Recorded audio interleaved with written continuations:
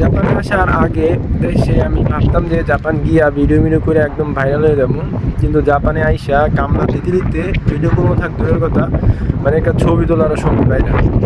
আর তারপরেও তুলতাম, মানে ছবি তুললা বা এত কষ্ট করে ভিডিও করে আগে আপলোড দিই, যেমন ভিউজ পাই না, যার কারণে আর আগ্রহটাও নাই। আর সব থেকে বড় একটা কারণ হচ্ছে আমরা যে জায়গায় আছি, মানে আমি যে জায়গায় আছি জাপানের মাগিশিমা একটা দ্বীপের মধ্যে, এখানে যে ভিডিও করবো কোনো টপিক্সও পাই না। তো আজকে ওই যে যাইতেছে ইন্দোনেশিয়া, তো সে বলতেছে যে আমাদের মানে এইখানে জিম জিম সেন্টার আছে, তারপরে কাজ করার পরে মেসেজ করার জন্য চেয়ার আছে। তো ওই আজকে বুকিং দিয়ে রাখছে, বলেছে ভাই আমরা দুজনে গিয়া আজকে চেয়ারে বসে মেসেজ করি শরীর।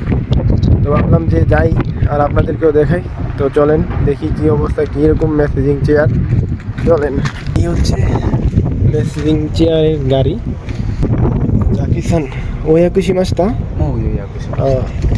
এখানে আবার বুকিং না দিলে ঢোকা যায় না।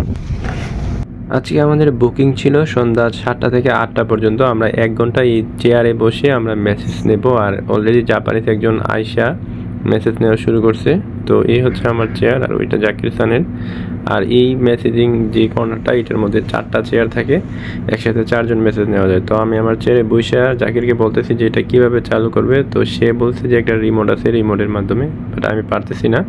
তারপর জাকিরকে দিয়েই করাই নিলাম, কারণ আমি ফার্স্ট টাইম আজকে আসছি আপনাদেরকে দেখানোর জন্য। আর ভিডিওতে দেখানোর চেষ্টা করতেছি যে কীভাবে এটা কাজ করে, বাট তেমন ভালোভাবে দেখানো যাচ্ছে না। আসলে দেখানোর মতো কিছু নাই, যেই চেয়ারে বসবে সে শুধু ফিলটা নিতে পারবে।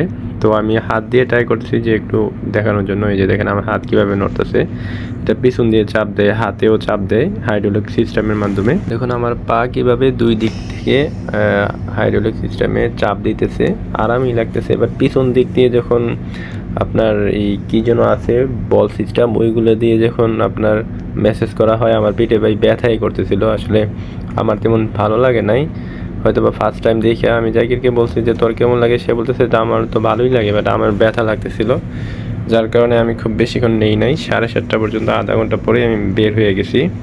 তো আজকে ছিল এই আমার এক্সপিরিয়েন্স, আপনাদের সাথে শেয়ার করলাম। ভিডিওটা কেমন লাগলো অবশ্যই কমেন্ট করে জানাবেন। আজকের মতো বাই।